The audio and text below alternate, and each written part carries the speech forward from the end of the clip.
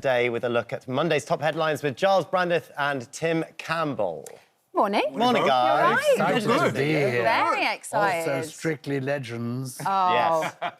What a way to start off. Has he got your toes moving? He's got my toes moving. I'm also staying, though, for the social confidence thing, because I look like somebody who is very confident, you would say. Yeah. Can I say, I go to any party, I stand at the door thinking, Yeah. Seriously? yes, isn't that interesting? We had this We had chat in this the dressing exact room. same chat earlier today. It's so interesting, sort of different people that you assume that would be socially confident. Yeah. I'm the same, I'm terrible at social situations, and it's very This interesting. is my excuse, my wife says, for me being too loud when I arrive. She says, you're overcompensating. Overcompensating. Just calm down. Yeah. Get into the room first. Yeah. That anxiety is kind of filling you up with... Yeah. So I'm nerves. going to be... What time's that on? Anyway, I'm going to be tuned in for it. Yes. At some point in the next couple of hours. If you believe I'm over 18, I shall be phoning in, possibly.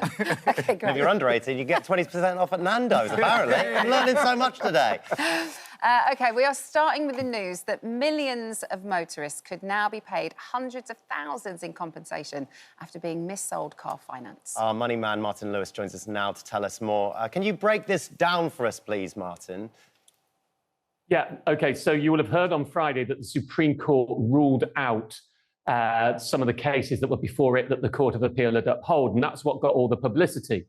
But at the same time, there was another totally separate stand of car finance mis-selling compensation. That's been going on since January last year, and that's to do with the regulator and what's called discretionary commission arrangements. Now, this was on hold, waiting for the Supreme Court case, not because it had anything to do with it, but just in case anything came from the Supreme Court that threw a wobbler. It didn't.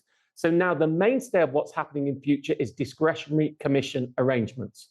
This is where, if you got car finance on a PCP or hire purchase deal from 2007 until January 2021, when discretionary commission arrangements were banned, what may have happened is your interest rate may have been increased in order to give the broker or dealer more commission. If that happened and you weren't told about it, and you were virtually never told about it, then you may well have been missold, and the regulators launch a consultation in October, and it is likely to see payouts coming next year. Now, that's all a little bit complicated, but the basic point is 40% of people who had hire purchase or PCP deals from us going back to as far as 2007, though some are questioning that, up until 2021, may be owed hundreds of pounds. I mean, now, how much can people expect to get from this, Martin? This feels huge. So it's complicated. I think we're talking hundreds, unlikely to be over £950 per car finance deal you have. So here's what will happen in the mainstay case. There is another case that I'm not mentioning, which is a bit smaller and more complex. But let's say your interest was increased in order to give them more commission. You would probably get back the difference between the, and this isn't certain yet, the interest you were charged and the minimum interest. Now, that means if it was a 0% interest deal, you won't get anything. If it was only put up a small bit, you are unlikely to get very much back. But for quite a lot of people, because the regulator is saying it'll be between 9 billion and 18 billion pounds paid out in total, it will be hundreds of pounds back. And there are 14 million, it's thought, discretionary commission arrangement car finance deals in that time period. So it's a lot of people, and it's quite a decent amount of money that you'll be getting back. But it is still a consultation to come out, so nothing is signed and sealed yet. So, Martin, for anybody watching that thinks that, you know, this is them, what should they do next? Well, the regulator has said if you think you were charged too much commission, you should complain. But it's very strongly warning, do not use a claims management company or a law firm. Now, the reason for that is it may be doing the system it will use to pay people out that looks likely, nothing firm, in 2026 is either the company, the car finance firm, will contact you and say, you had one of these, we're paying you the money, or he'll contact you and say, you had one of these, do you want to complain? So it will be very simple. So if you use a claims management firm or a law firm now that takes 30% of your compensation, it may well take 30% of your compensation for doing nothing.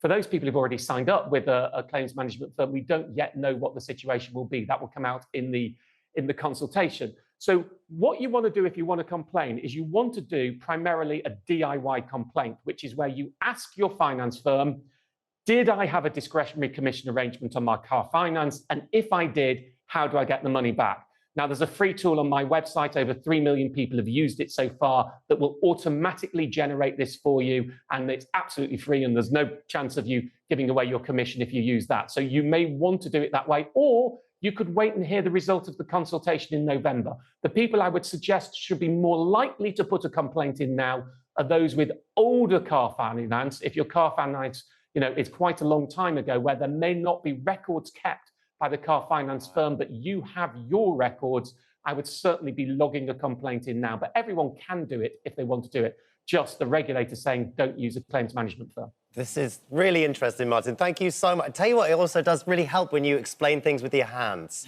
When he does this much is big, this is small, this is medium, this is below. It really does help. Thank you so much, Martin. What is it? Cardboard box? Something like that. It's all about visuals. It's all about the visuals. Thank you, Martin. Thank you. It's so very helpful, actually. The tool we talked about has been used by so many people to try and get a little bit back because it's very complicated. The bigger thing here is that the trust for big organisations like car companies, a big purchase for many users, has been broken. And to try to rectify that back is going to be really hard. Yeah. I need to lie down. And we've only just started, Gyles. Not yet. Car finance and Strictly, and Gyles is done. Let's talk about, first of all, to you guys. Could you be ruining your relationship by fubbing with a PH? We discussed this one. With your partner. Joel thought it was with an F. I went in with an F. I'm sorry, PH. Gyles. It's the latest habit that drives loved ones crazy. Looking down at your phone while your partner is trying to talk to you. Tim, are you a fubber? I'm not, but my wife actually is. She gets really obsessed with the latest activities that might be happening on social media, and I'll be trying to download what's happened from the day, the stress, everything, and she'll be like, the buzzer's gone off or the light's gone off on the phone, and then she's out. The conversation's dead. Yeah. And that could be really frustrating. But does she actually kind of stop the conversation that you're having, or is she kind of looking whilst also taking in what's going on? I think this may be a female perspective you're bringing in here, because from her perspective, she'll try to tell me that she's multitasking. But that's what I said to Joel It doesn't earlier. feel very multi at all. It feels very isolated and individual. Yeah. And I think for me, I need that direct feedback from your eyes, from your nods, from your ums and ahs. But if she's just observed in the phone, like Gyles is, Gyles is fubbing right now. Fubbing is an interesting word. It's a combination of phone and snub. Snubbing somebody while looking at your phone. That makes sense. I am guilty of this every morning. Because what happens is we wake up, my wife goes to the bathroom, I then reach out and get the phone. She comes back from the bathroom and I'm either checking messages overnight. We have a daughter in Bali, the times are all different. Or I'm checking the news because I'm going to be coming in here. And she then is saying things to me about the breakfast or about did you put the bins out or about the cat. And then she says, you're not listening. I can say anything to you. You're not interested in me anymore, are you? You're not. And I look up. I haven't actually heard a word she said. No. And I am afraid I am hooked on this. I know. We all are, though. But That's the problem. It's so addictive. Is that they're created to The be only addictive. answer is to put it out of the way. I can't even now. I've become. I mean, this weekend I've been binge watching something called Hacks. Yes, me and my wife started watching last night. Oh, it's fabulous. It's fabulous. Right. Anyway, it's by the by. But if I have this on the side, on the sofa, I glance at it. The only way to enjoy what I'm watching on the box Put it away. is actually to put it away. Yeah, and there's these certain things that you can use now. There's one called Brick, and I know there's different ones where you can literally have a physical thing that you put your phone against to sort of lock you out of certain apps and things. I need to start doing My that. daughter has one where she times. She's only allowed a certain number of... Yeah, you can put time restrictions on your phone. And then she has to make a conscious decision to override the timer because it's really becoming an issue at home. Since your documentary, it's really changed things for me and Hannah. Yeah, it's changed a lot for us as well, actually. My son actually came to me the other day because it's school holidays and you feel like they're on them a little bit more than they normally are. And he said, can you, because I've got the passcode, so no one else knows it. And he said, can you put a time limit on my phone? Because I feel like I'm on it too much. He said it because I've said to him consistently, you're on that phone too much, you're on that phone too much. But it's good that it's kind of, I think, going in and they're becoming more aware of it. I think the more we talk about it around younger people, the more aware of it I think we have to realise they are part of our life now. It's a calendar, it's your emails, It's your connection everything. to That's the what I outside explained to world. my wife. And she says, it's not. You're watching Fred Astaire doing a dance that was done in 1937. And we're back to dancing. Let's talk about, according to a new study, going on holiday without your partner is a growing trend. Yes, indeed. In our family, it's starting today. Really? Why so? No, she's on her way. She said, you're not interested. Stop I'm it. going off. You fucked me, I'm off on holiday. I'm joking. I'm of a generation that doesn't believe in this.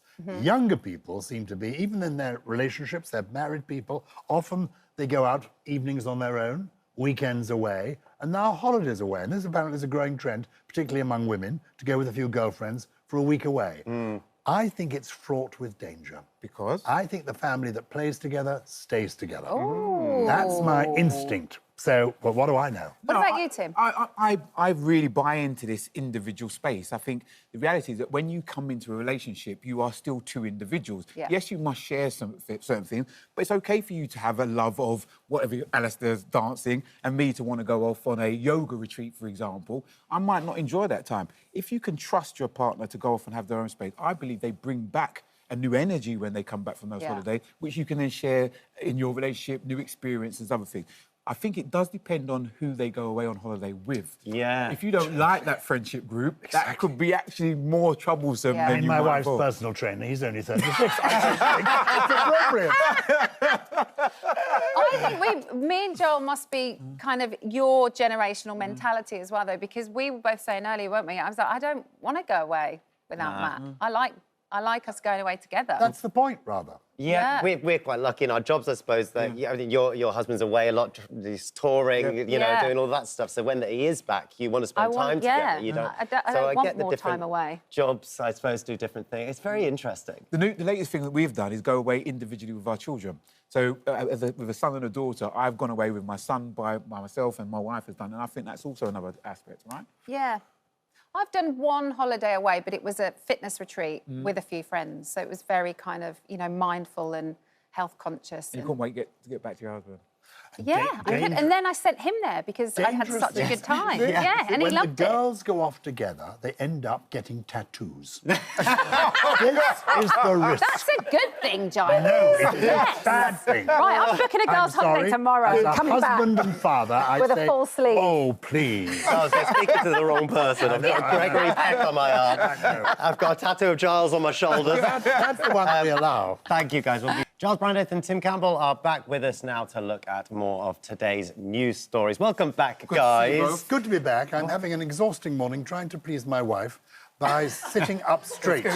I'm glad to clarify. Thank you. I'm like, too much information this She hour, says is you're it? always slumped. You're always slumped on that this morning. Okay. Sit Yeah. up straight. I feel like I do that a lot I've as got well. my feet flat on the Oh, floor. That okay. is the secret. Let's Okay. all And copy. it makes your back... Look at us. Look at that. And the problem with that is now we look like we're AI. Yeah. You know? Well, we soon will be, so let's get used to it. Before we get onto AI, let's start with MTV. It's having a shake-up. It has announced that it's going to be cancelling all UK production, no longer making original music content. Instead, generic US shows will be aired alongside the usual rolling music videos. Very, very sad. All your yesterdays. Well, we You are both started our children. careers at Of course, MTV. absolutely. Yeah, both of us. Yeah. MTV News. It was Yep. like this tiny little cupboard. Yeah. But Emma, look, there you Oh, are. That's me. Oh, my God. Look at me.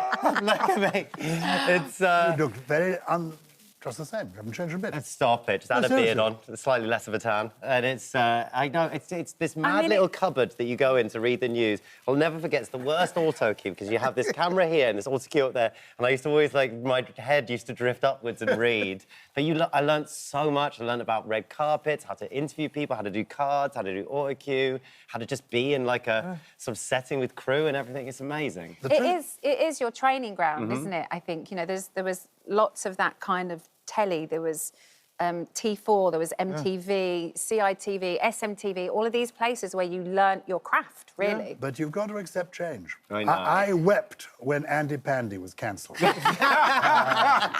The wooden tops. You don't see them anymore. All these great shows, they have their day, and we have to move on. Change is the salt in the soup of life. Yeah. I'm glad that it's still got music videos, though, at least. It's still there, at least. The streaming platforms are taking over, though. I think, as you say, this rite of passage of going through television. I remember the first time coming in here and you've seen all the lights and the production and learning stuff. Where are they going to do it? I know they can do it in their bedroom and you can make it more accessible, but this was a great thing. Do you remember what the best video you ever saw on MTV?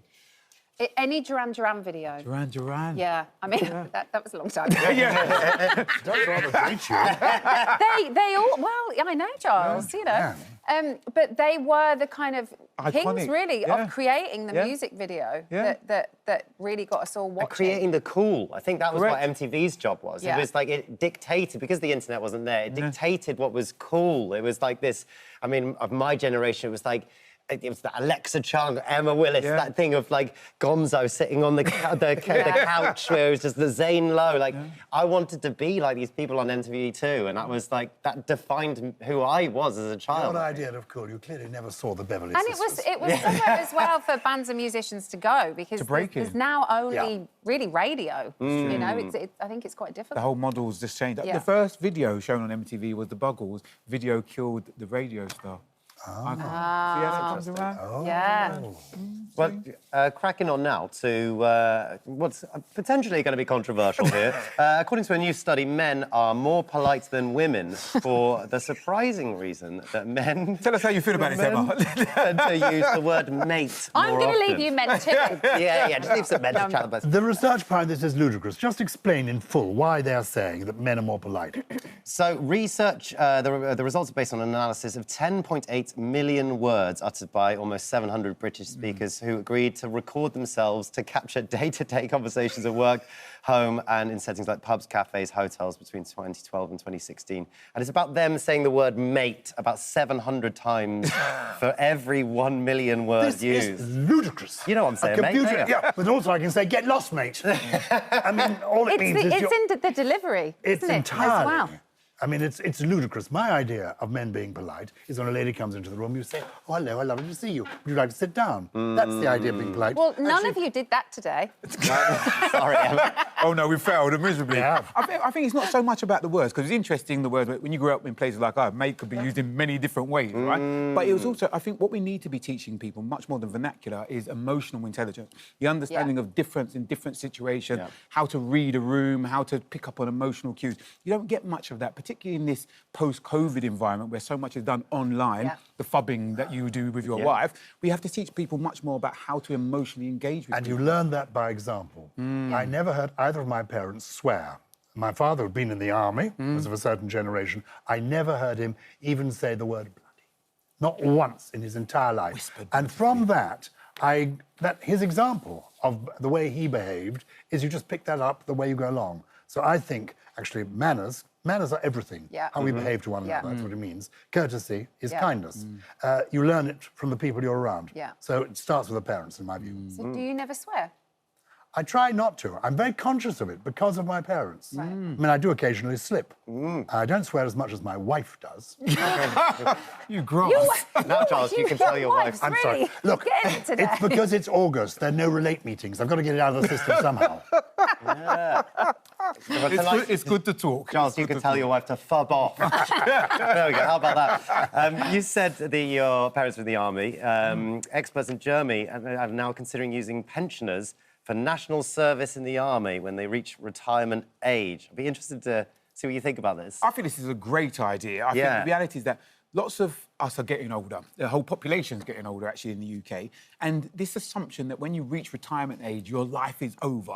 Or that you just want to go on a golf course forever. These people have got huge amounts of skills, lots of experience, a lot of understanding. And actually, if they can be harnessed in our national service or other industries, actually, one of the biggest areas for me is that we're very lonely as a community. If you get people who are maybe part of the Samaritans or go out to meet people, I think there's a huge opportunity to harness the skills that older people have that maybe to your example before, we can learn from a different generation about how to do things in the modern world, no? So what skills are they thinking for them to be doing? Essentially, this is volunteering in the third age. Yes. It's not going to be compulsory. It's saying that there are people over 60, 70, and now made to retire, still physically fit, mentally active. Let them do something useful in the community. It could be working in a hospital. Yeah. It could actually be, Admin. I mean, just where jobs are needed, get these people on board. Because having a sense of purpose is essential to, and many people are lucky enough to be grandparents who do some help with some of the caring. But some people aren't grandparents. They need to feel active. Yeah.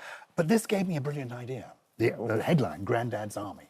We're sending the wrong people to war. I'm seriously thinking, that you shouldn't be able to join the armed forces until you're 70. And then we just get the old people doing the fighting.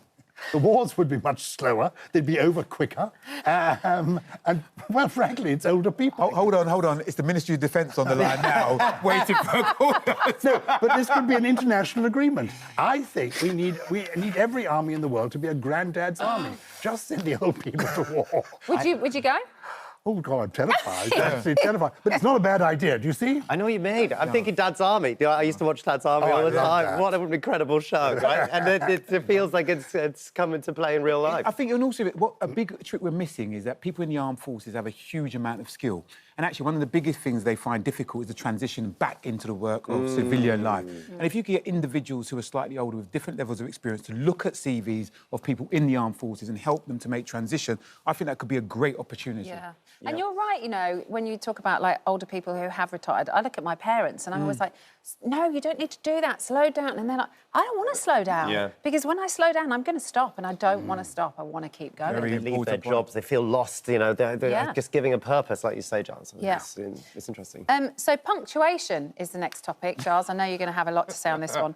New research has revealed that over half of people have stopped using punctuation Full properly. stop, start again. Because it's talk about pronunciation and then come on. Let's pace ourselves. They've stopped using punctuation properly because it's too AI-like. Is this the death of punctuation, Giles? No, is the long and the short of it.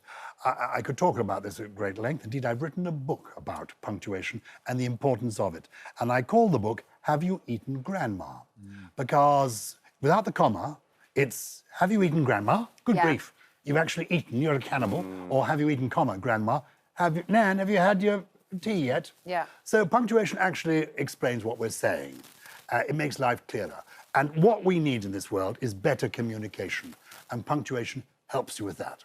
But what this headline is saying is that people are stopping using it because if they use it correctly, then other people think it's written by AI, which is... It's crazy. If anyone's used any of the AI platforms, they know that if you see a long dash or you see the overuse of a semicolon, then people make the assumptions that you've just cheated and used AI to leverage their knowledge rather than your own. I think we've got to get away from this assumption that if you use something to make you better, that's a bad thing. Because actually, if you aren't very confident with language or you haven't read Gyles's book, then actually AI could help you communicate better. And if the end result is me explaining to you what I mean, that's got to be a good thing. I think we've got to measure it in that we can't make people lazy. AI is quite helpful. The letter of apology I've sent to my wife this morning was first drafted by AI. I've gone through it. Then you humanised it. I've humanised it, improved it, spelt her name correctly. She's called Michelle. AI spelled it with 2 L's. It's 1 L. She's quite sort of finicky about that. And she sent an AI reply saying, sit up straight. Thank you, thank you so much for visiting our This Morning YouTube channel. We upload new content every single day, so go ahead and hit that subscribe button, and we'll see you in the morning.